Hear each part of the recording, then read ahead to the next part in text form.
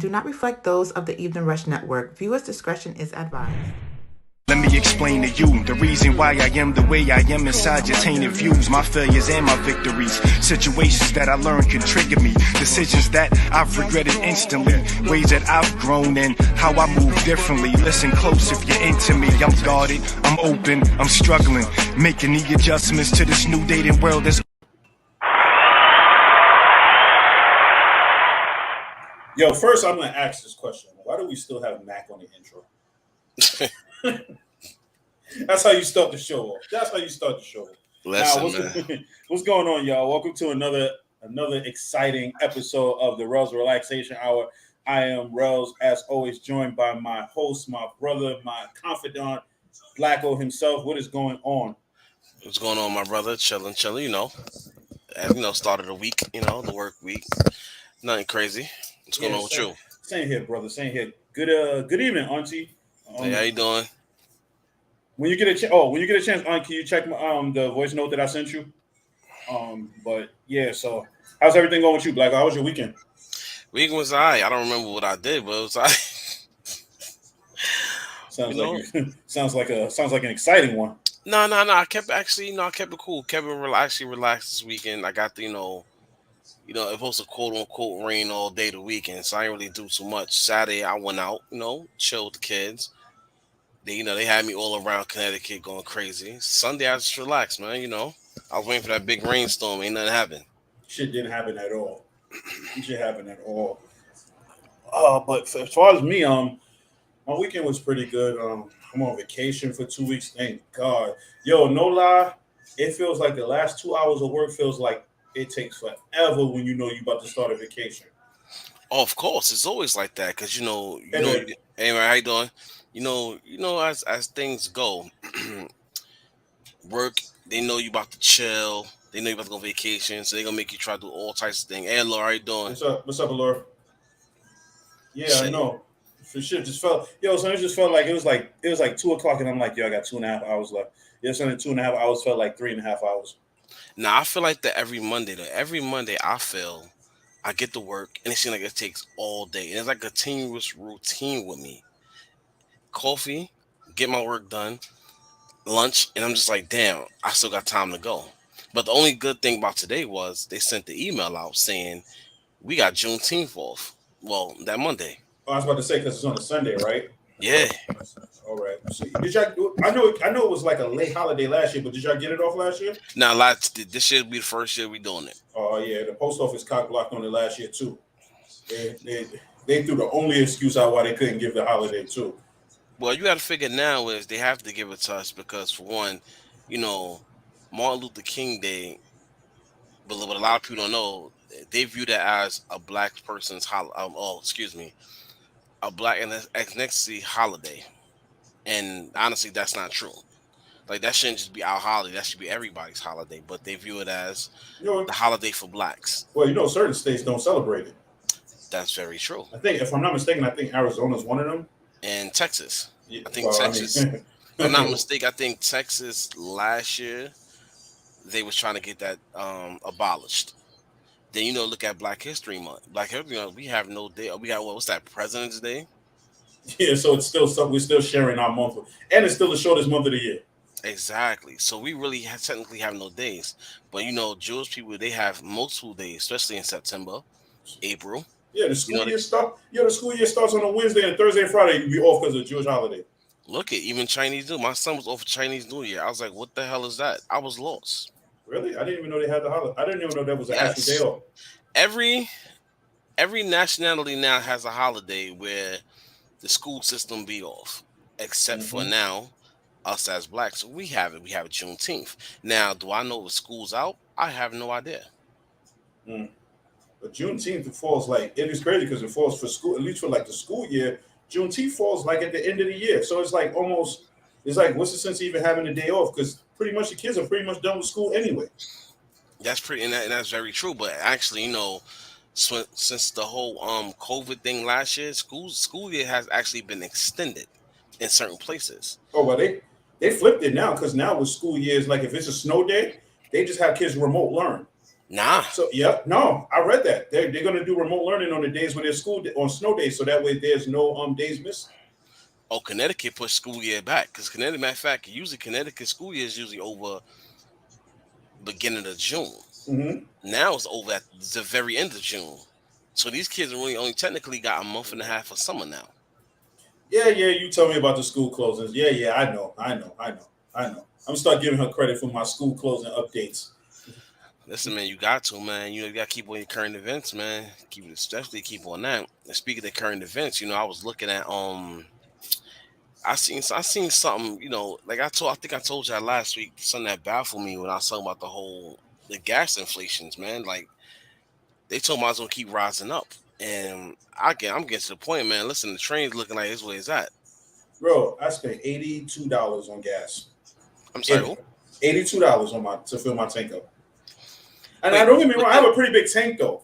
So my car goes like 17 gallons. So if I fill it up, I don't have to fill up for about a week and a half, maybe 2 weeks if I'm just going to work and back. all right, 'cause But I was about to ask you that. yeah, yeah, if I'm just going back and forth to work, it's like 2 weeks it takes me to fill up. Okay, But okay. still, son, 80 something dollars, that should hurt just looking at it.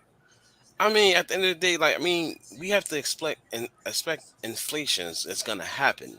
It's gonna happen every 10, 50. We just got so spoiled that didn't happen. Like you gotta look at the food inflations that happen. Stupid. You got the gas inflations. Like hell, even it struck me the hardest when we got the video game inflations. I'm a gamer, so it's gonna happen. The crazy part is like you see the shit, she's like Good Day New York for me. So it's crazy because like at the end of the day, like, is it really gonna stop us from doing what we gotta do no matter how high the prices are? Like for you, it's easier for you to commute taking a train. But it's also a dangerous thing at the same time because it's I put mean, it this way: it's easier for you to commute by train, but safer for you to commute by driving. I'm gonna be very honest with you. Since we're talking about this, usually we have our guests on the shows. We talk to our guests. Now it's just me and you. So now me and you, we're gonna have our own conversation. What we got going on Hmm. now? My morning commutes on these train rides. Um, I be on edge. Before I used to get on the train, I used to get relaxed. Probably even put my hat low, go to sleep, whatever the case may be. I used to be tired.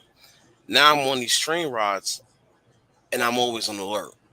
If somebody moving funny, I'm looking at them. If somebody look funny, I'm looking at them. Like I'm just always on edge, and honestly, that's not a great feeling to have.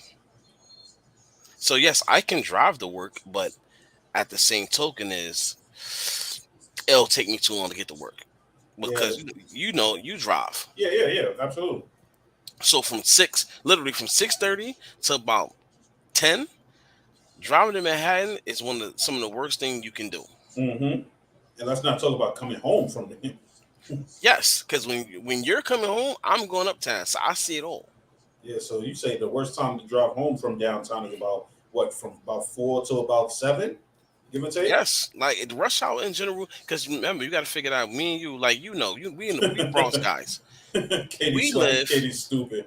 He right, but he's stupid though. I wish it was like Streets of Rage. I could whisk my ass and go about my day. You know But the now crazy part it's is, crazy. right? The Hmm. crazy part, right, about you saying like you got to feel like you're on edge when you're in the train station, right? Hmm. The bad thing about that is that you might feel like you're on edge, right?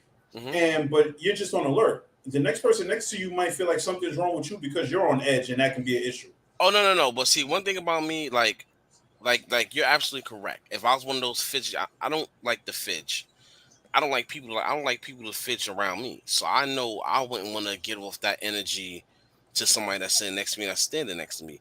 It's to the point sometimes if I get on the trains could be empty, I'll still stand up. That was going to be my next question. I I'll was going to still ask you stand up. too. Or if I'm sitting down where I'm facing towards the door. I never like sitting my back towards the door because I've seen the situation happen where somebody basically two things situation happened. One situation where I seen a guy get hit for no reason in his eye. It was so quick that and honestly, I couldn't help him, but at the same token, it was like I don't know him. You know Hmm. what I'm saying? But it was a very unprovoked attack. Had to be like 5, 6 years ago. A second one was I seen a guy get his phone taken from a kid on Tremont, and this kid ran a 100-yard dash so quick after taking this man's phone that we both looked around like, yo, what the hell just happened? So it's like the trains is it's not great. New York is crazy. As Uncle Charlemagne would say from the Breakfast Club, it's too crazy. The Bronx is one of the craziest places you could ever be at, man. The Bronx in Florida. See, Florida is different. Now, speaking, and I'm glad you're in Florida. Let me get your personal. Let me get your opinion on this, right? Mm-hmm. Because this is a semi talked about topic, and I'm quite sure Katie gonna answer this in the comment section. You know that Florida rapper right now who father told on him. Oh, okay. I know what you're talking. Yeah. Now, let me get your honest opinion. Because a lot of people don't understand, so they think the father is a model citizen, right? No. I read the story. The father pretty much snitching on him to kind of get his own ass out of trouble. Yeah, because a lot of people don't know the father is definitely. The father was like the kingpin, right? Yeah, he runs his own gang. Yep. Mm-hmm. And the son is a part of that. But what happened was the son, as you seen the story, the son shot 2 people. Now they locked the father because he's an accessory. Now let me get your personal opinion on this. Let me get let me pick your brain. Would you tell on your son if you got picked up for being an accessory for something that you didn't do, but he did? I'm gonna be honest with you. No, because of the simple fact that if you read into the story, he's the one that brought his sons into the lifestyle. Yeah. So why would you bring your sons into the lifestyle, then you get knocked and then want to snitch and rat them out? You see what I'm saying? He's no different. I hate to say it, but he'd be no different than 6ix9ine. He's still snitching. And the crazy part is, a lot of people trying to justify that. Like here's my take on this, right? And matter of fact, not even my take on this, because I actually knew somebody, who tried to do that. I know the family. The son allegedly committed a murder in self-defense. Mm-hmm. Now, it was a bunch of witnesses. This happened, down south. There's a bunch of witnesses to alleged murder. But everybody said it was shot for shot. The father took the charge. Mm-hmm. He took the charge for his son. Now, the police figured that they know he didn't do it, but he still took it. And someone, because this, they think was somebody needed to take this body. Somebody needed to take this body. Now let me ask you a question. You think they arrested him thinking, okay, like we'll arrest him, but eventually we can get him to crack, try to get him to snitch so that way he don't do the time? Oh no, I'm not gonna lie. I know the father. We know the father. I grew up like he's one of the older guys. He's a hard rock. Okay. He's a hard rock. Family man, but he's a hard rock. Mm-hmm. Now, funny thing about it though, the father's home now and the son got locked up. Because what they did was, like I said, the cops never let up. Because they think was they didn't want to have the wrong man behind bars. Mm-hmm. Now this is the state of Virginia now. So that's a different type of. Whew. Long story short, they got the son. Mm-hmm. They arrested the son because allegedly they supposed to have the phone taps and they heard the conversations. So now the son, for many years, I think up until recently, if I'm not mistaken, was mad at his father because he thought his father told him. But everybody told him, like, listen, you can't get mad at your father for taking a charge for you, and they let him out. And now you're sitting there doing life. You know what I'm saying? So stuff like that, I said that to say it's like, there's a difference between, holding it down for your son, protecting his innocence, and then, protecting yourself. Mm-hmm. You know what I'm saying? Like me, I'll be very honest with you. If my son was innocent of a crime that he didn't commit, and they really try to get him, to protect my kid's innocence, I have to step up and take that. Mm. But at the same token, the little motherfuckers better be out there get me this great old lawyer. You take the hit for them, and all of a sudden they forget you exist. Yeah, but I mean that's mostly the case for a lot of people who go to jail. You go to jail, a lot of people forget you exist. Mm-hmm. This is why I tell people all the time, like I don't do the crime, so I don't have to do the time. I love living a regular life, Mm-hmm. It's crazy. And another thing, like As we speaking on current events, did you read about that story about that father in Brooklyn? No, what happened? I'm quite sure, people who haven't lived in New York probably seen the story. Um, Basically, a couple of years ago, the father got locked up. Basically, his kid got killed in the shootout by his enemies. Mm-hmm. The cops told him, "Yo, let me tell us who killed your kid." This is like 2013. Tell us who killed your son. We gonna lock them up. You know, this man never opened his mouth for nothing. He never told. And the crazy about it, and my thing is this, and he never told, never took revenge. So my thing is this, like, what was your son's life less than the code of the streets? The code of the streets better than your son's life? Yeah, that's a tough one because it's one thing to not snitch, but to sit there and not even attempt to avenge who did it to your son. Well, the problem with that too, as well, is if you avenge it, 9 out of 10 times the cops are going to be watching. They're going to know you did it, Hmm. or they're going to know you had somebody who did it. So it's like you kind of got to play it safe, but like, how safe do you have to play it? Well, he can't play it safe now because his ass is about to go to jail for quite some time. Because he Oh, just got, cause that's the reason I know about the story now. Because he got locked up over the weekend for shootings. And once again, it's like, yo, you chose the streets over your child. Like a lot of people don't understand. If you have beef in these streets, you know you have these on-site beef. Walking around with your child is not even an option no more. It's Brandon, not an option. Brandon Vasquez said the mentality is exactly why we have a major problem in the inner city communities. Yes, It's you're absolutely it's correct.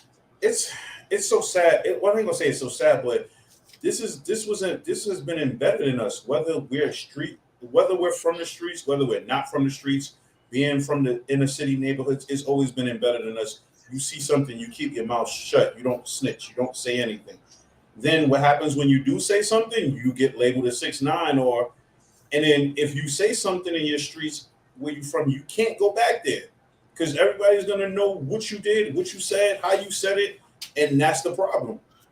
But you know the crazy part of that about that you say that, bro? You see how you said that was embedded in us like years ago? Look at fast forward to now. Let's fast forward to now.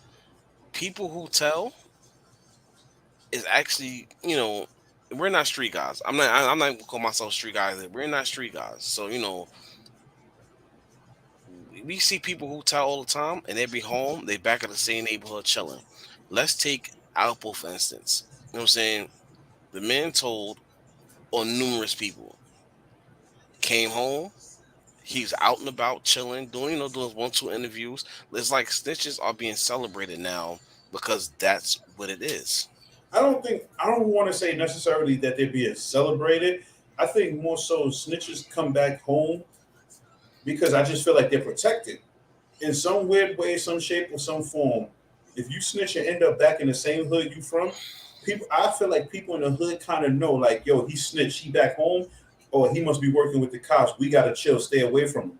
You can sit here and say 100 times, like, oh, that nigga's a snitch. When I see him, it's on sight. But let's be clear, half the time they say that and they don't do nothing because they know that this dude probably might be working with the feds and they gotta stay away from him. And it's not that. You know another thing too, like you're absolutely correct about that also. That's one of the major things. But let's realize some things, like some of these kids, like I just mentioned Alpo, for instance. A lot of people understand, we see with Alpo, he came home. He was away from Harlem for a while. He started going back to Harlem. Once he realized he is good in Harlem, nobody's gonna do nothing to him, he's Mm-hmm. fine. But also it is, people gotta realize these snitches like Alpo, like Sammy Gavano, these guys are killers. Not Mm-hmm. just, and see, people understand just because somebody kills somebody doesn't make them a killer. You know what I'm saying? These guys are killers, multiple bodies under their belt, whether they had it done or they did it themselves. So people got to realize, like, yeah, he's a snitch, but also he's a killer. That's the most dangerous ones you have to worry about because you got to realize, like, yo, I could try this guy, but he could, relapse and back to his old ways. Mm-hmm. And you could be dead and he could still be back in the same hood after a while. Exactly the point. And as far as what Brandon, as far as what you say he did a big wrong, but he's not afraid that he did it. Kind of weird. Yeah, he's not afraid that he did it, but if you look at 6ix9ine, he can't go back to where he came from. Yes, he do. You think so? He has. He has. Untouched. And But you know he's not going back there without some type of security behind him. And you see, here's the thing about it with the 6ix9ine issue. The problem with 6ix9ine is he can go back. Nobody's gonna touch him. Like I watch, like me, I watch all these interviews that be on YouTube. They always talk about the 6ix9ine situation. Then you have people talking about, oh, the Bloods look weak out here, this and the third. Nobody is gonna touch 6ix9ine because you touch him. Once you are considered an informant, especially he told on a Bloods gang, a set. In Naaman, he still has more information. Mm-hmm. So of course he's gonna be protected. Mm-hmm. Nobody's gonna try this kid because simple fact is like, yo, he's under federal protection. So he can move around freely. You do something to that man, you're going to jail for life. Mm-hmm. Because that is a federal crime of harming an informant. Yep. Not a confidential informant, a federal informant. Touching a federal informant is like touching a federal agent. KD said the streets wait until you get comfortable getting your own hood, then they get revenge. I want to say yes and then I want to say no. Because I get where you're coming from. I would say yes, that maybe like 10 years ago. But now, no. I don't necessarily agree with that now. Because for one, I think dudes is a lot more smarter now. Like, if you snitching in your own hood, you're not coming back to your hood. You know what's crazy, bro? I seen a dude, right, who was on the news, and then I'm talking about around here too. He's on the news for catching a body with somebody. A body in an attempt murder. And one of the guys that lived, I'm not too sure if he told. Long story short, motherfucker, you do a murder, that's 25 off the rip. Attempt murder is about 15 to 20. A couple of months ago, I seen dude walking around on the Ave at the store. You supposed to be doing time with the other guy. How are you home? But then again, I'm at where I'm at in life. That's none of my business. Mm-hmm. Mm-hmm. I'm not gonna ask you, yo, how you home. It's just one of those situations. Like if you're from the hood, you question it to yourself for about 2.5 seconds, and then you just be like, you just keep it pushing. Bro, there's a lot of things that like growing, like you said, growing up in the hood, you have to question, but you get Matter to a point in life, you don't question no more. Matter of fact, you know what? Because this topic tonight is just pretty much let's talk about it / get it off your chest. Yeah, we can talk about that. What to you? What are some of the things that you would say is like a code of conduct in your hood? A code of conduct as far as what though? Okay, so like how you were saying, like no, not how we was just saying, like you might see somebody home and you think to it, like you just think about it, you keep it pushing, you don't really speak too much on it. Like for you, what is like some things like I don't really have maybe I questioned it wrong, maybe I phrased it wrong, but it's like what is the no-nos for in my hood? I guess you could say that. I can't say my hood because if I could, this should be no-nos everybody's hood. For one, like I said, if I was playing the street life, if I was one of the people in the street life, snitches is no-no. Growing up, they always told us don't talk to police. No, they always said never talk to police. Loyalty, that's number one. Like, no, I'm not, excuse me. Loyalty is something you should have. Not everybody does, though. That's very true. Let's be clear. But yeah, that's one of the main things in every neighborhood is the no snitching rule, no snitching policy. But the question is, though, is like how many people follow that policy? And does that apply to the everyday working people? Like, for instance, here's a catch-22 by me and you. We grew up in a neighborhood. People see us. We're hard-working citizens, right? Mm-hmm. But say if something happened, we do the hard-working citizen move. Like, yeah, we seen XYZ just and the third. We would still be labeled as hood snitches because, for one, they look at us like, oh, y'all from the block. Y'all should know not to do XYZ. Mm-hmm. But that's not the case, though. Especially if somebody, you see somebody get robbed and mugged. Y'all seen this person do XYZ, whatever the case may be. I'm not saying we're gonna do it, but I'm saying like in our case, we're looked as in our mind, we're citizens. But in the hood wise, we live in the hood, we're looked at as, people from the block. Mm-hmm. It's not separated. No, no. And then we're labeled just because we're from a hood, because we're from a Of project. Yeah, course. I can't tell you how many times people have been like, "Oh, you from Webster? Oh, nah, I ain't going over there." And I'm just like, and to you and I, when we grow up, to us, it's just what we grow up. We like, oh, it's not so bad. Everybody else is like, nah, that shit is bad. But you can't say it's not bad. You can't say it's bad if you've never been there. Like, don't get me wrong. I ain't saying my hood is the best hood in the world, but it's definitely not the top. It's definitely not in the top 10 most dangerous ones either. So, It you could. know, I mean, actually, your block is definitely when it comes to the Bronx, and this is no all jokes aside. When it comes to the Bronx, your block is definitely, if I'm not mistaken, top 5 or top 6 nah, it as ain't. neighborhoods. I checked it. It's not. Oh, so it It's dropped not. down. It's not even in the top 10. That's why I said it. Yeah, because like, you look at any And neighborhood, she, like she laughing because she know her hood is top one. It's number one. yeah, because I mean, you gotta look at the difference now. Of it's not it's the different generations. Yeah, Like me and your yeah. generation coming up, our hoods was up there. Mm-hmm. Like my hood, big just Eagle section at one point the most fed area Mm-hmm. because some people you really couldn't come here and chill if you wasn't from here. Yeah, I've seen it. I've seen dudes walk through my hood. Literally, I've seen dudes who I've never seen in my hood walk through my hood and get punched just Yeah, for being there, just walking through. bro. I remember the Like, first time I moved over here, I got jumped. And I first and that's it. And the funny thing about it is crazy is I come from at this time I came from Far Rockaway. I came from the constant fightings and all mhm, that shit. So when I moved over here, I felt it was a cakewalk. But so when I moved over here, I didn't know, you know, this side had beef with this side. So it was like I got jumped. I was like, damn, niggas jump me. Okay, whatever the case may be. And it's like that's how I realized, all right, you start going to the place, you hear the stories. Oh, either was this, either was that. And then it's just like, oh, all right. So this is what it is.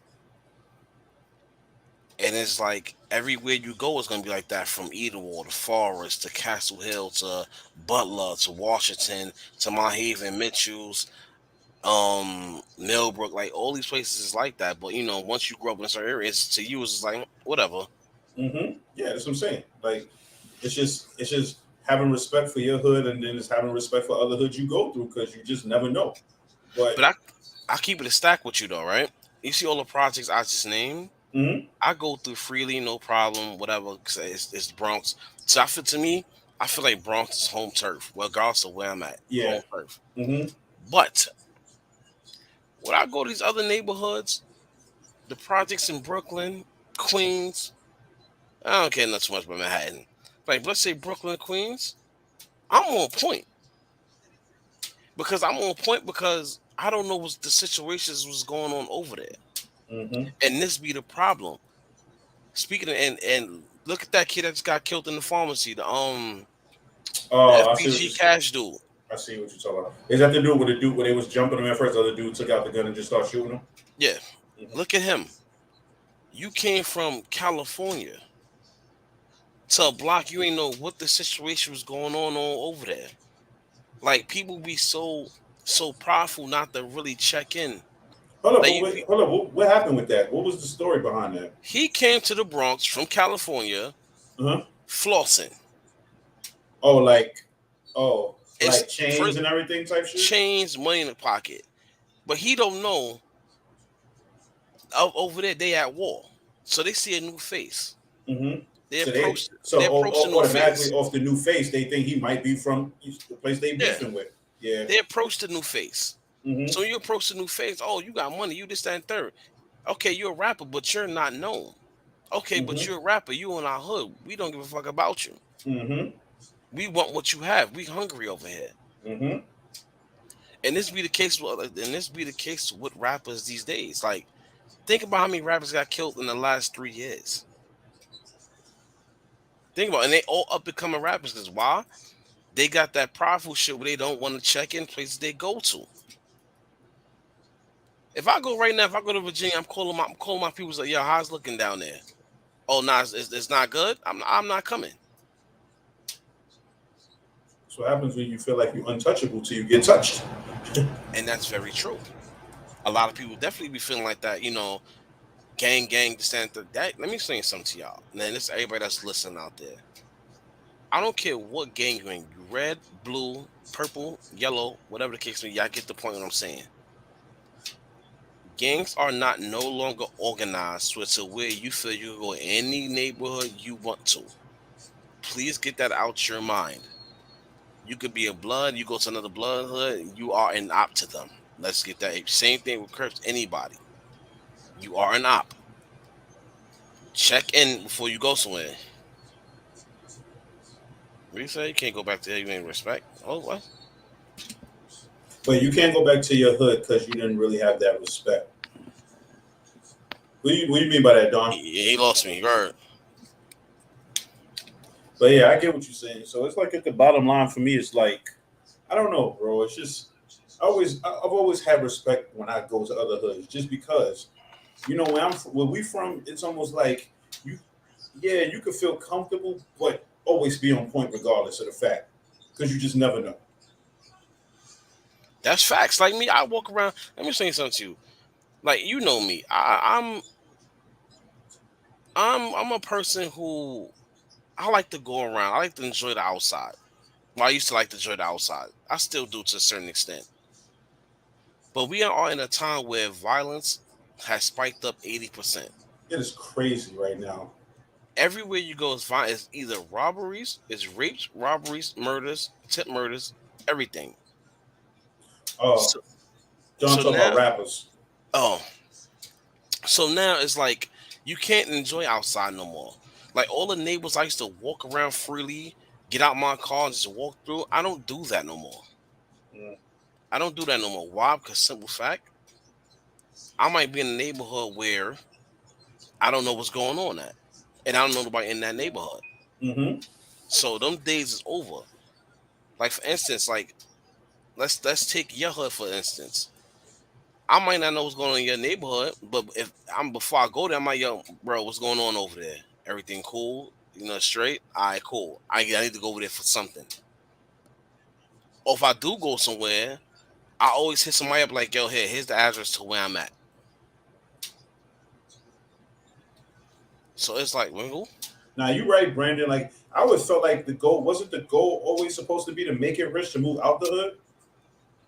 it's backwards now, man. Yeah, yeah. It's like you make it. Backwards. It's like the goal. It's like for these people now. It's like to make it rich and then stay here.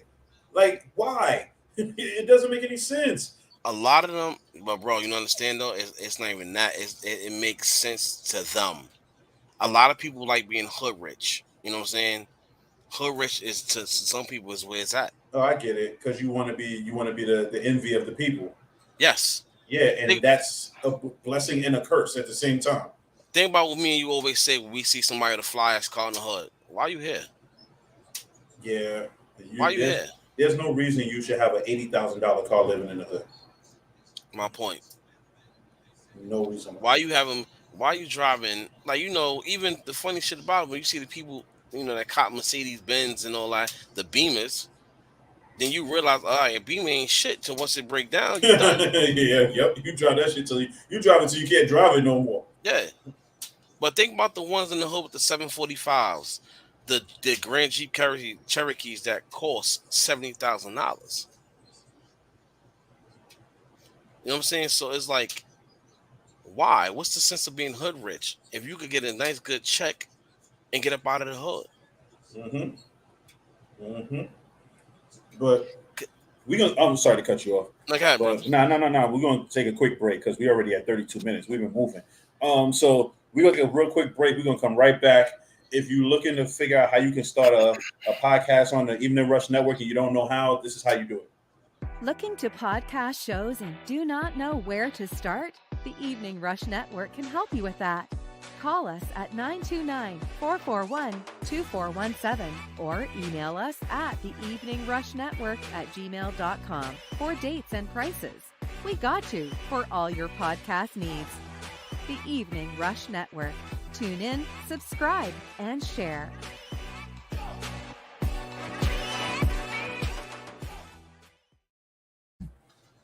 Okay, we're back. As you can see, my co-host over there, My co-host over there making business moves on his phone. So, shout outs to him. Nah, man, I'm chilling, man. I'm just But chilling. No let me need. let me shout out the sponsors too, because we didn't really get a chance to. We got into a flow tonight.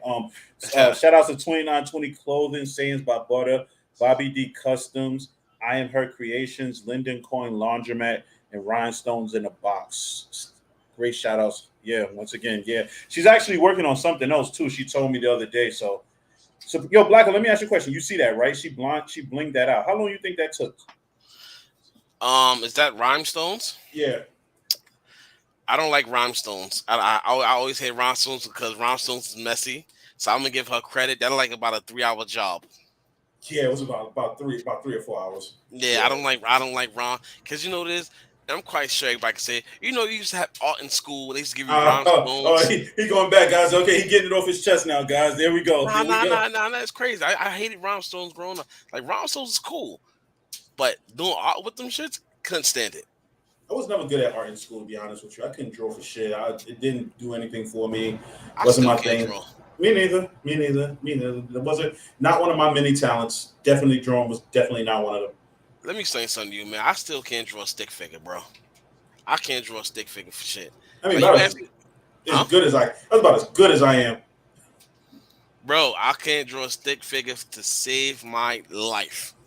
Like, I'm gonna draw the circle. The circle might be lopsided. My line might go diagonal. Like, it might go straight then backwards J. I'm horrible. Can't do it. But we in the circuit of rap, right? Speaking of that, we talk about music and everything like that. I'm sorry. I just got one question I want to ask. I'm not gonna cut you off again after this. I just got one question I want you to answer me.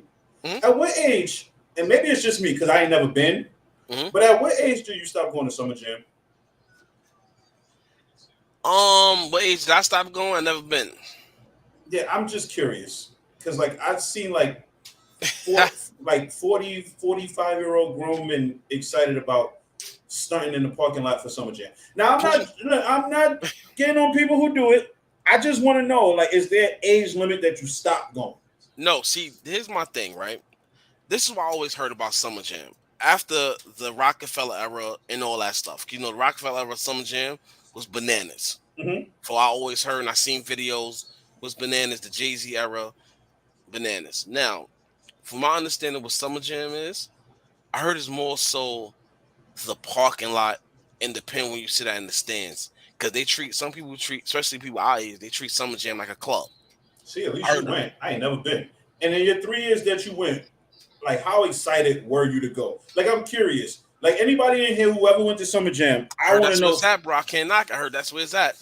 I heard if you went to outside party, that's where it's at. Bro, I've been to. So you say basically what you're trying to say is the tailgating is better than the party itself. Yeah, that's like the Giants.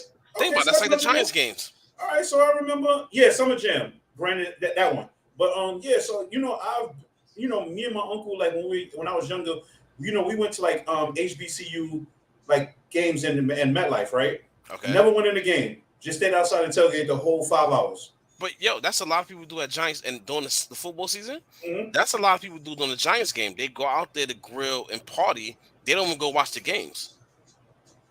They just be outside. And the one time I did go to a Giants game and seeing people tailgate, I was like, oh, so they really be out here doing this, like the shit you see on the YouTube. They really be partying. Now tailgating is where it's at. If you got a right group of people to go, you don't even have to give it. You don't never have to even care about the game. Yeah, that's very true.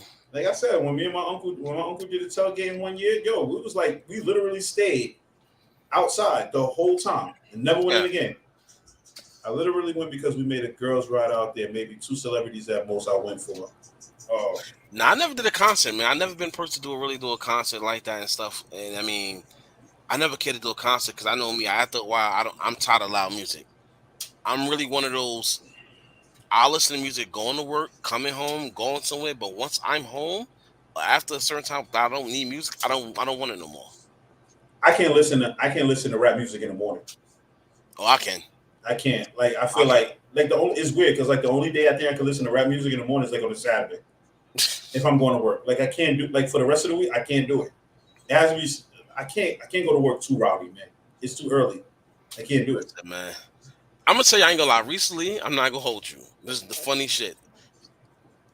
Like it was last week, right? I'm at work. I'm tired, and I'm skimming through my music, and I'm not gonna hold you. One of my favorite songs came on. I got energy out of nowhere. What song was that? Tupac's and Bishop Rada.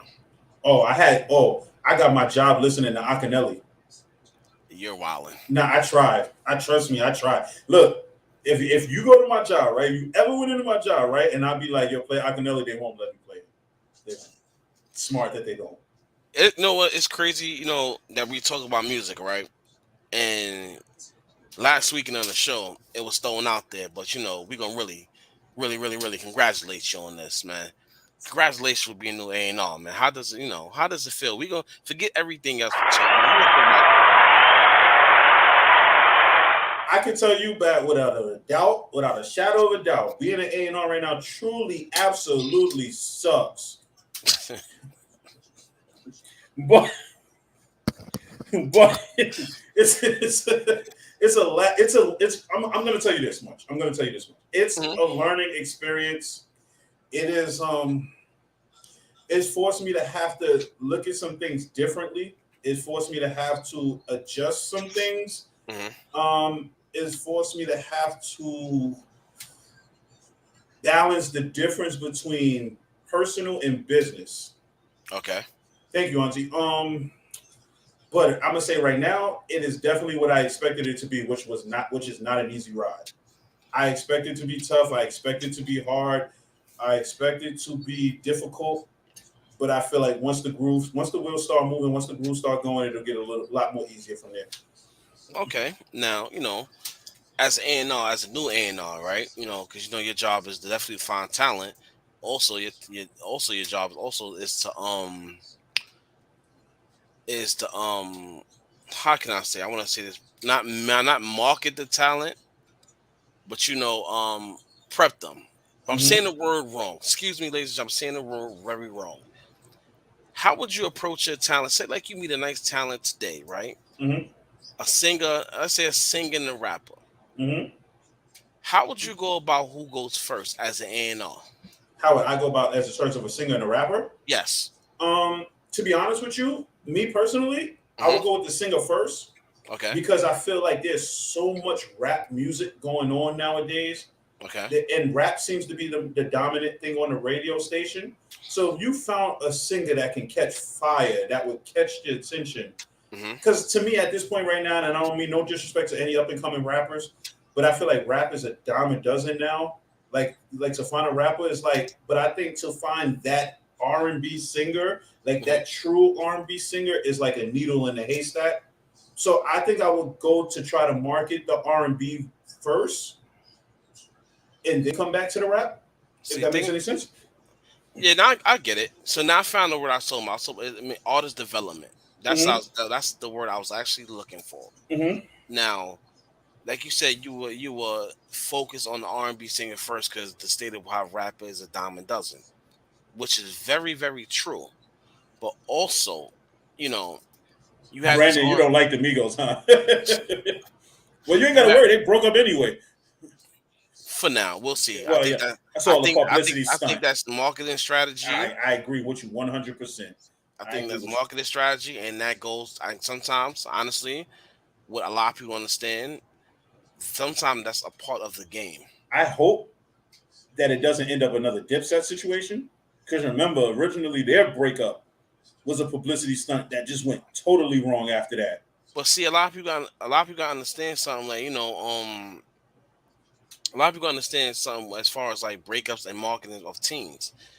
See, with Dipset, like Joel explained it on on Drink Champs, they wasn't a group.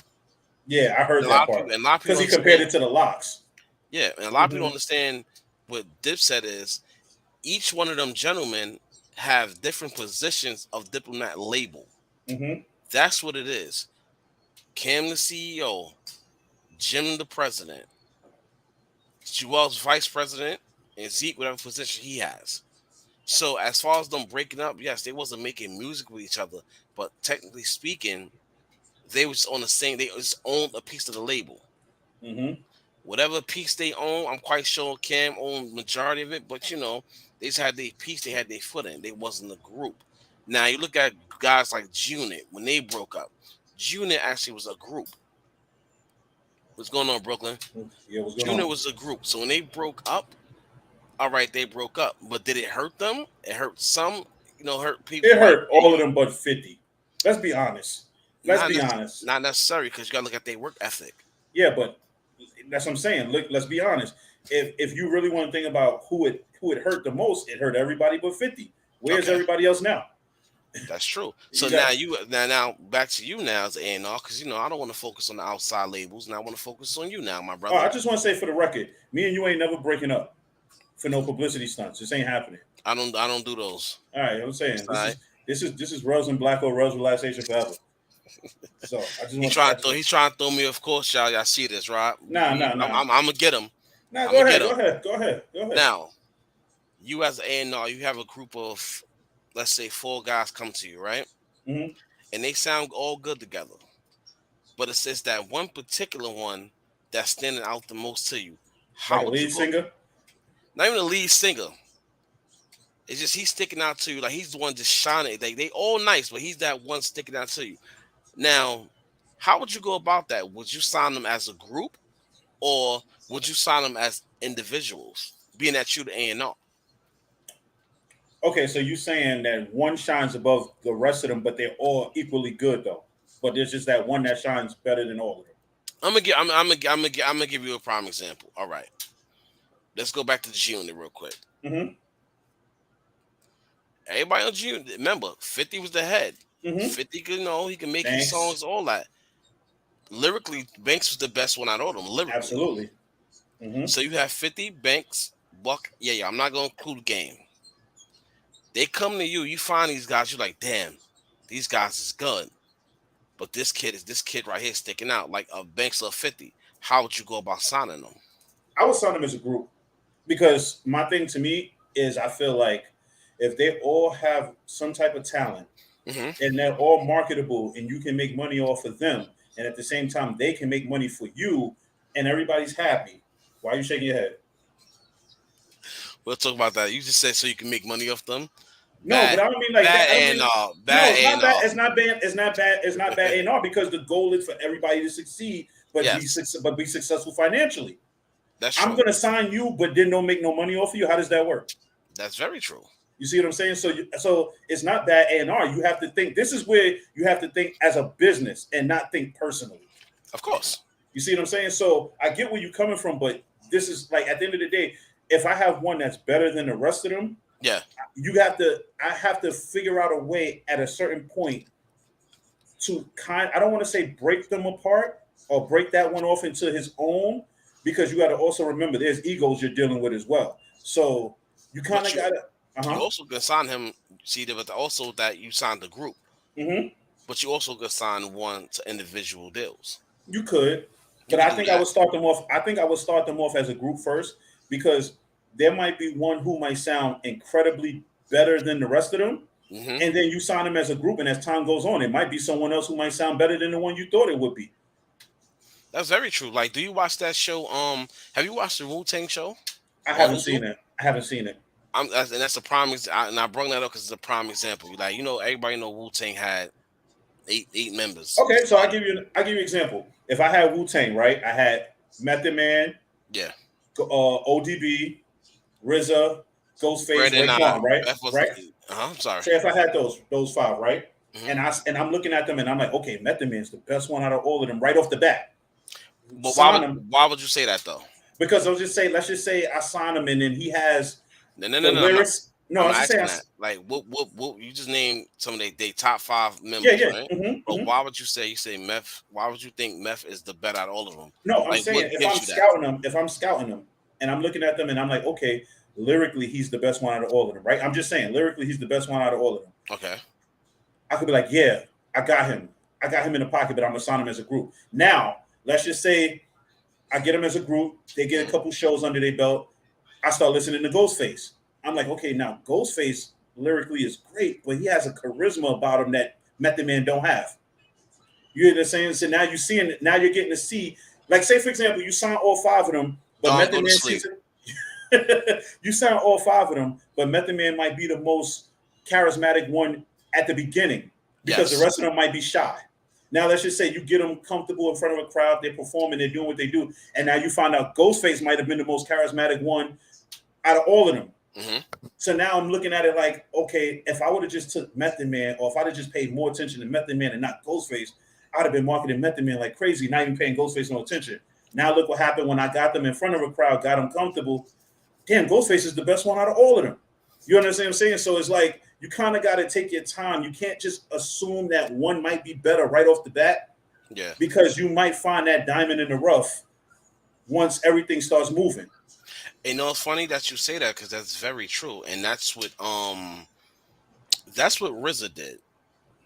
You know, RZA got them all signed as a group, but at the same token, when they was out, you know, shining, they made the 36 Chamber album.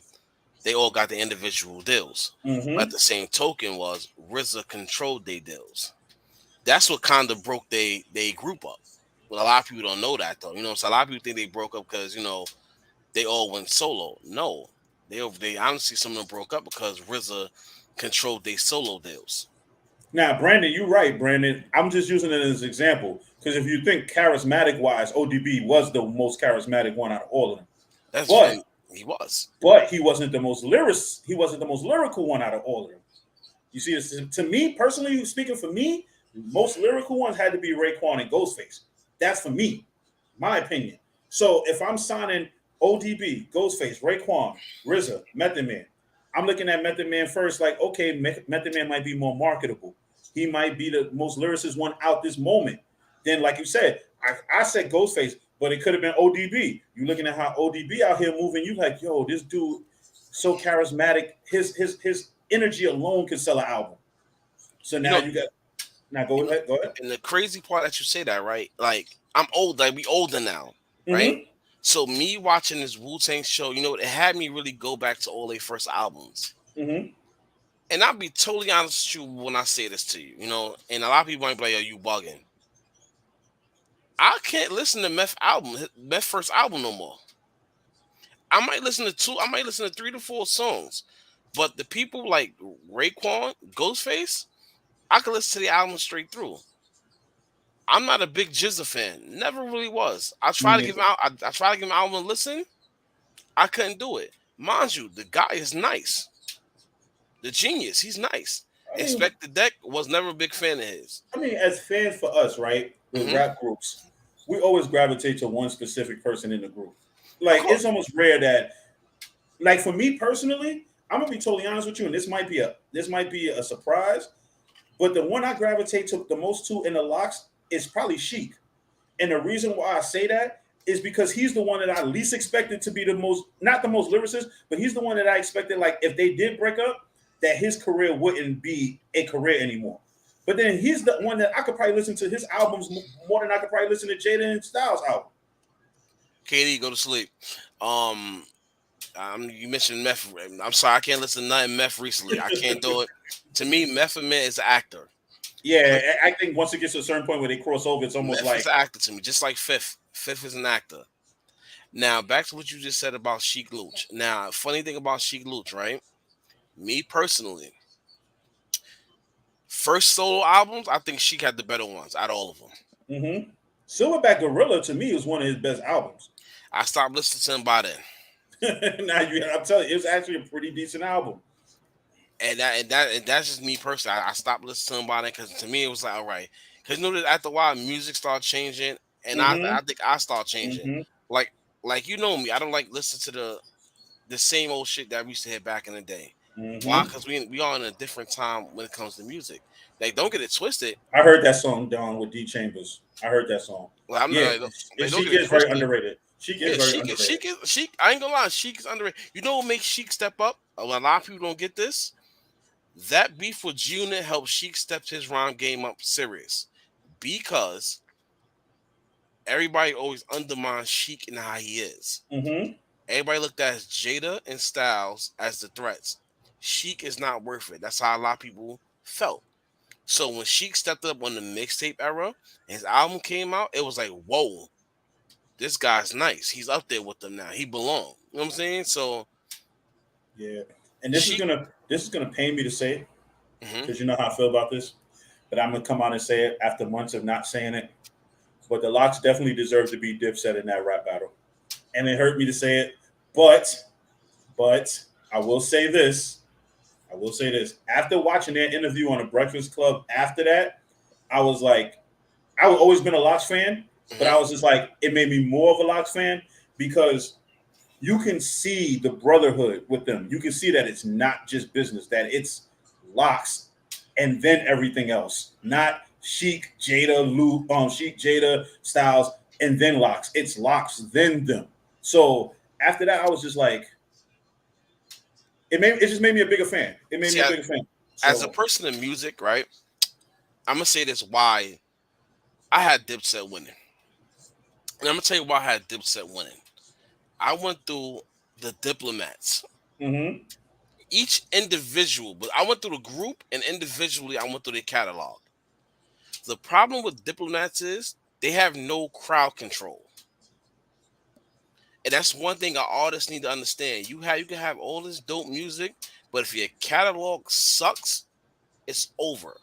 For instance, I'm telling you right now with Jewels. Mhm. Say if Jewel played Run It with Chris Brown Mhm. and Chris Breezy that came out, the crowd would have Would have went erupted. crazy. Yeah, you're right. Crowd would have erupted. Let's say if Jim Jones had played Ballin', not the original one. Let's say he played the original, he threw his original verse out there and then happened to throw the remix out there. You had other artists jump on the track.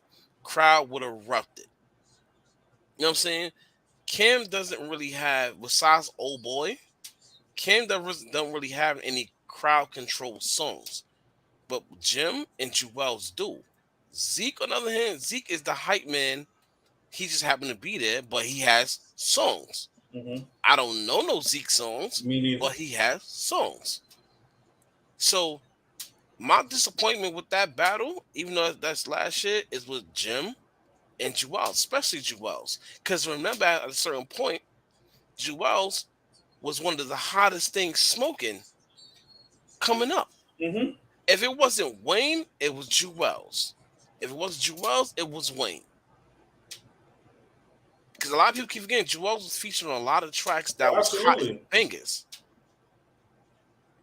So when they lost to the Locks, it was like you see they had no chemistry, Yeah. no rehearsal. But Mhm. you don't. I mean, but granted, it wasn't even no rehearsal. It was just like, yo, who's y'all DJ?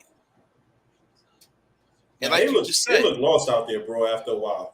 first of all, you can't have diplomat problems. Like I tell people all the time, we'll never go to a diplomat any one of them concerts because they main thing is smoking on stage and having 50 people on stage with them. Mhm. They don't perform.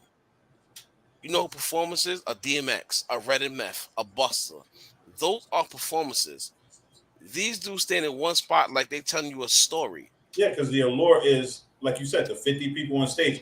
It's the presentation. Exactly. So it's like if you're on stage, if you're watching a concert and you see 50 people on stage with Dipset and it looks like a smack battle rap, you're amazed because it's just a lot of people on stage.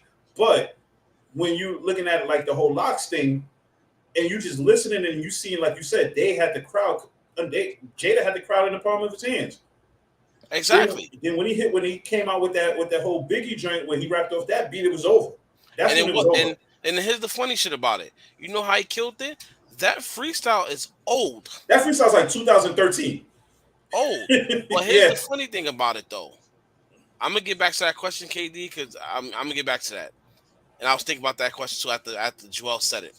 Um, what happened was Puff, everybody know Diddy. Diddy not control the crowd. Mm-hmm. Diddy told Jada, you do that freestyle. Bring that freestyle back out. And what happened was he controlled the crowd. Who shot everybody know who shot Mm-hmm. was a quote unquote fake, non-fake diss Pac song. You know what I'm saying? So he did that, everybody went crazy. To the people that don't understand who know Jada is, who wasn't buying the mixtapes, to them that was new. But to us, Mm-hmm. that was old. But it's like, oh damn, this man performing this shit. That's crazy. Now to answer what KD just said, as far as who will win the verse battle between Jewels and Bleak, honestly speaking, Jewels will win that shit in the landslide. My thing is, Swag. I look at you as a brother, KD, but that was a dumb question. but Like, Dawn said Bleak, so hey, I mean, because look where he's from. That's just straight bias right there.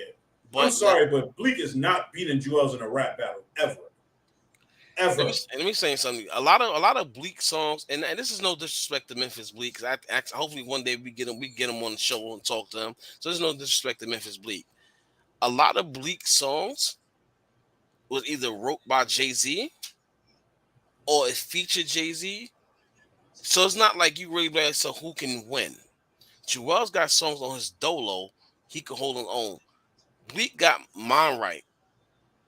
Um He got Memphis Bleak is. I like Memphis Man, Bleak Bleak is. is okay, and you see the problem there. Jewel's, although I'm not a big fan of, but I respect his work. I know Jewel's catalog. Jewel, like I said, Jewel's is one of the hottest things moving at one point in New York City in the rap game. Now let me ask you something. A&R. Let me ask you something now. This is 2008, right? 2008. It's 2008 now. You don't, and I'm asking you this because you don't know what's gonna happen. If somebody bring you two people, they be like, "Yeah, all right, listen, you can sign one of them, not both." And these two people are Lil Wayne, Joel Santana. Now, What up, mind huh? you, no, but no, hear me out now. This is a Joel Santana that's smoking hot with diplomats right now. Mm-hmm. This is a Lil Wayne who fresh off the Hot Boys breakup, who's trying to hold Cash Money down, but he's grinding. Mm-hmm. As you as an A&R, who are you taking your chances on? At this point, I think I probably would take my chances on Wayne. See, And, no. You just said this point. We're not talking about this point. no. I We're talking know. I about back know. then. I know. Because the way you described and answered it for me. You Okay. said someone Jewels who's already established, Yeah. who's on a hot streak right now, and Lil Wayne who's pretty much carrying his label on his back. Uh huh. I'm picking Wayne because right now I feel like Wayne got more to lose than Jewels. And the reason why I say that is because Jewels might be the hottest thing, but at some point, what if he decides it in the next year or so? Now we talking about 2009, that he decides to get lazy. He starts to get because he already feel like he's hot.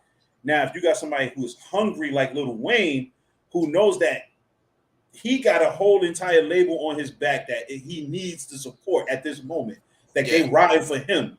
I'm All going right. with I going said with the the dates hunger. wrong. Sorry. I think Katie corrected me. I said the dates wrong. I'm in an earlier time when him and Jewel's both coming up.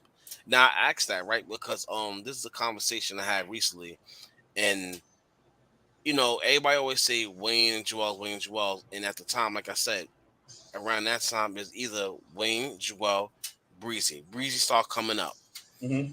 Like, if you were turning the radio or you was hearing Jewel's, you was hearing Lil Wayne. And as A&R, like I said, you couldn't have both. If you could Mm-hmm. get both, you done struck diamond. You done struck diamond. But you can't have both. You know what I'm saying? So now it's like, damn, what can you do? I'm gonna take the hunger. I'm gonna take the unside. I'm gonna take the hunger. The artist with feeling like he had nothing to lose with everything on his back. Because at this point, it's like I'm gonna ride with him because if he's that hungry and he knows that he has a whole city on his back, who's to tell you how far this dude is willing to go? But also remember, at that time, Wayne wasn't rhyming like how he was rhyming for the times he was on everybody's track. Mm-hmm. No, I get This what you're is saying. this is wobbly Wayne now. This is not hanging with diplomats Wayne. Remember, because at that time, when he started coming up, he started going to Harlem, he started hanging with Dipset, he got his swag from them, he soaked some of their game up, Mm-hmm. started hanging around Jay-Z, soaked his game up, and Wayne emerged to be the monster he became. So this is not the same way. That's what I'm saying. Like, who would you I'm still gamble taking on? Wayne. I'm taking Wayne. I'm gonna take my chances with Wayne. And I respect that answer. Because if I fuck up, it's all on me. But if I don't fuck up and this dude strikes gold or platinum, But see, as as A&R, you can't even think like if you fuck up because simple fact, your job, you know what I'm saying, your job is to find that next big talent. You know what I'm saying? And you got if you got faith in that talent made you like damn believe in him at that moment to where yo, listen, here's this contract. Here's this, here's that. You know what sucks about this era of rap now from back then? This era of rap doesn't freestyle. No. We live in an era where if you tell an artist right now, yo, you want to get signed to me or spit something, let me hear something. They can't do it. Why? Because we in an era where um the mixtape is basically dead. I can't tell you who's in charge of the mixtape game right now. Even DJ Khaled. DJ Khaled, and a lot of people don't understand this. Khaled is not a DJ. He DJs, yes. Hmm. Khaled is not a producer. So a lot of people get that confused, like, oh, Khaled's a dude. And shout out to DJ Khaled. I don't know how he get his bread, how he get producers credit. He don't produce, but he get them songs for his albums, and he slaps his name on it. But look Hmm. at the guys like DJ Drama. He don't make mixtapes like that. He make album slash mixtapes. So you don't get these guys who get you the freestyles and all that. The freestyle game's been dead for like the last what? Let's say almost 10 years now. So what's this, 2022, 2002? Probably maybe even sooner than that, to be honest with you, because you Yeah. got to look at the mixtape game. With the mixtape game, the mixtape game died. Shit, when you was talking about cassette tapes into the early era of CDs. No. I mean, mixtape game actually died. Um, Not really can't say that because you had guys like K Slate. Then remember also at the same time, they went from mix CDs, then they went to the original Smack CDs. Well, I was Not downloading mixtapes off of my iPod too. Yeah, but I'm talking about with Smack. A lot of people don't know Smack was a mix DVD. Hmm. Like just like French Montana's Cocaine City. Yeah. You know what I'm saying? Smack did it great. Smack let you go in there, bust a freestyle, drop a video. They also did rap battles. See, he did it smart. But them days is over. So you as an A&R right now, being that you know the times has changed now, how can the artist really, and this hopefully artists out there, y'all listening, y'all paying attention, because right now I'm talking to A&R who potentially change your life. How can the artist come to you and get your attention to make you want to be awesome? Like, you know what? I need to bring you to the table and maybe we see we can go from here. Honestly, I think, and I'm gonna answer this because we got to wrap it up soon. But honestly, for me, if you're a rapper, I may have to bring it back to a time when I need to see if you can freestyle. Okay. Like, and I don't need no fuck ups. I'll give you one fuck up in the midst because you know there's to be rapping and then they'll be like, oh wait, hold on. Let me start over again. I'll give you like that one time. I need you to be as confident in your freestyle to me as you will be confident in yourself if you're performing in front of a live audience. Because when you're performing on stage, you can't stop and be like, yo, my bad, I got to start over. There is none of that. So you kind of gotta come to me with that same energy, like as if now don't get me wrong, I'm just starting out, but you have to still give me that same respect if you want to get signed. You can't look at me like, oh, you're just starting. What can you really do for me? Nigga, I can get you signed if you're good enough. Like if you really want to be technical, and I don't want to sound cocky, but that's what we going for right now. So if Okay. you're a rapper, I need you to come with me with energy. I need you to be able to freestyle. I need you to be able to spit something that I take you somewhere and go right now. You got to spit that. You're on point. You're on your game. If you want it that bad enough, then freestyling should come easy to you. As an R&B singer, if you want to be a singer, I need you to have confidence in yourself when you're singing. I don't need you to be uncertain. I don't need you to be unsure of yourself. You have to be able to sing and catch my attention to where I can be like, all right, if I had this on Spotify, would I play this song again? Would I play this song? Because I'm a big R&B head.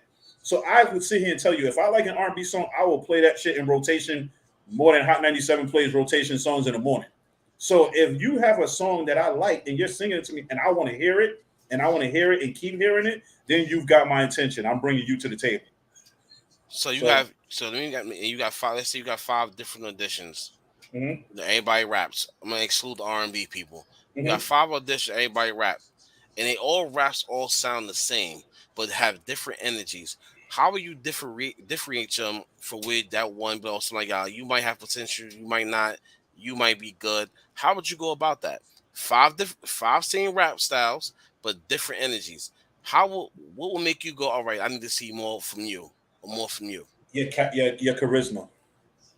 I need to know that with the energy that you're bringing, that you're gonna have a certain charismatic ability about you that's gonna make me want to pick you over everybody else. If Okay. you rapping the same, and we got three other guys rapping the same, but you bring a certain energy, a certain crowd control, a certain charisma about you that will make me be like, okay, y'all all rap the same, but you look like you can control a crowd better than somebody else. You look like that if I put you on stage right now, that if a crowd booed you for the first 10 seconds, that by the minute mark, that crowd is standing up and giving you a standing ovation, then you got my attention. Because I've All right. seen it. Like I've seen it on Apollo where dudes have gotten booed at the beginning, and by the time it's over, they're getting standing ovation. If you can do something like that, then you're definitely somebody who's worth getting a extra look at. All right. Now I moved to R&B side, like you said. We got a All right, rap. we got a You few know. minutes, yeah, because I'm not getting paid. I'm not paying extra for this. Yeah. So we got like last question. You got somebody on the R&B side, right? She Mhm. come to you. She could sing her ass off, but she's not presentable. Some people eyes, you have because we in the era where looks is important. But you have this girl who could sing her ass off. You like, oh damn, your voice is spectacular. So now you want to sign her. So what you Mhm. would do is now, but you feel like even though her voice is spectacular, she still needs development. Would you send her to artist development? And after that, would you invest in her? Absolutely. If we're gonna sit here and say I want to sign somebody, Mm-hmm. but she don't look the part. Mm-hmm. Now, when you saying she don't look the part, what do you mean like she don't look the part?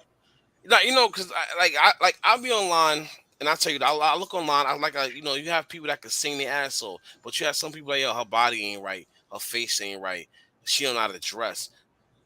As an A&R, and you see this person have a fucking excuse my language, people they have potential to be something great. How would you invest in her to make her that star, to make people overlook what they may seem is wrong with her, and to make her look like the biggest star, the next Kelly Price, Jennifer Hudson before she did the surgery and everything like that. Listen, I will sit here and tell you this. First of all, it starts with confidence. Hmm. Confidence in someone telling you that you can be something you are if other people believe that you're not. Yes, And darn that SpongeBob SquarePants body shit, we get that shit out of here. We not doing that. because me Uh, personally, and this is me personally, nah, because and yeah, I'm I've sorry. seen the biggest girls look like I've seen the biggest girls sing their ass off. Kelly Price is one of them. Kelly Price is one of those people who can catch my attention with her voice. And For, and and if it asks me if I hear Kelly Price on the radio and she's singing her ass off and I see what she look like in person, I don't give a fuck what she look like in person. hmm She can sing her ass off. To me, I'm going to go buy a ticket to hear her voice, not for what she look like. And honestly, that's one of the best answers you can have because one thing about it, you have an artist that you have that confidence in. Because y'all both gotta have that confidence in each other. Hmm. She need confidence in herself, and you gotta give that confidence in yourself. Absolutely. So now y'all gonna get past the part to where you're like, all right, I feel you got next, and we gonna definitely do this. That's right. You know what I'm saying? Never, and it's to everybody out there, never block your blessings because someone might not look up the part to you. I'm not bringing. I'm not. If I bring talent to somebody, Hmm. I don't want to hear. Okay, what they look like. Okay. If I play a song for you and you like, yo, she could sing, and your mind and your first question is, what does she look like? Then you already lost half the battle. Because if you're going to sit here and tell me that you'd rather focus on somebody who looks a certain way before you hear the song, money can make you a lot more. Your voice can make you a lot more money than looks could ever make you. See, but here's the thing about it though, like what you just said, and what Dawn just said too just now.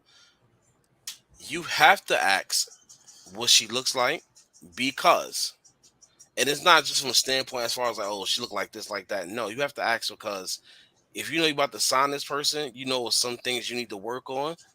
You have Exactly. to let your team know, all right, we got to work on this. This is what it is. What she look like. Boom. Because at the end of the day, if you signed her, you got that much confidence. confidence in that person, that's who you're working on. Mm-hmm. That's who's up next. Because Mm-hmm. you don't want that person to sit on the side, then they lose their confidence on, oh my God, I don't look, I don't like, they might not like how I look. I don't want, now they don't want to sing. Now they discouraged. Mm-hmm. Because your And job is to bring them up and encourage them to be the best they can, regardless of how they look. absolutely. So at the end of the day, you have to help your artists achieve a certain level of confidence as much as they helping themselves achieve that confidence as well. But you have to be able to. You have to. I think for me, you have to also just always be on the same page with your talent. If you have to be honest with your talent, you have to tell them like, "Yo, maybe this is certain things we got to change about you." Um, it won't be too much, but this is what we suggest that we do. But Yeah, she has A&R, and, and that's what you and you bring have to to. do it in a respectful way too, because you can't do it in a way where it's going to kill somebody's confidence in themselves. And that's true, because as A&R, then this is what you bring to your marketing team, your the president, the vice presidents. When all those four people come together and realize this is what it is, I'm not even gonna say the president, because sometimes the vice president handles the president's role, what they got to do. When those three come together, the A&R, the marketing team, and the vice president, they realize this is who is up next, and everybody's on the same page. Trust me, all that, the looks, whatever the case is gonna be out the window. And next year, I gonna have your next main star. Absolutely, absolutely. And with that being said, we are done for the night. Is one more thing. Me and Blacko are going to be guest hosts on the Alluring Hour tomorrow night with the Allura show. So check us out. I'm gonna put the flyer up. I'm not sure what time it is. I think it's 9:45. So just check us out for tomorrow night. We'll put the flyer up. You can hear that because she got Check some good the, stuff she want to talk about too. yeah, check them out in general, man. You know, Yeah, they've been absolutely, they've been rocking for a long time. They've been doing a 1-2 thing. So make sure y'all check out the Lauren Hour, man. All right. absolutely, We definitely, your boys is on there tomorrow. So definitely give that a shout out. You know, the same views and energy I give us, yo, bring that over there tomorrow night. absolutely. And we'll have the link up for anybody who wants it. So with that being said, we out and have a good night, y'all. All right, y'all.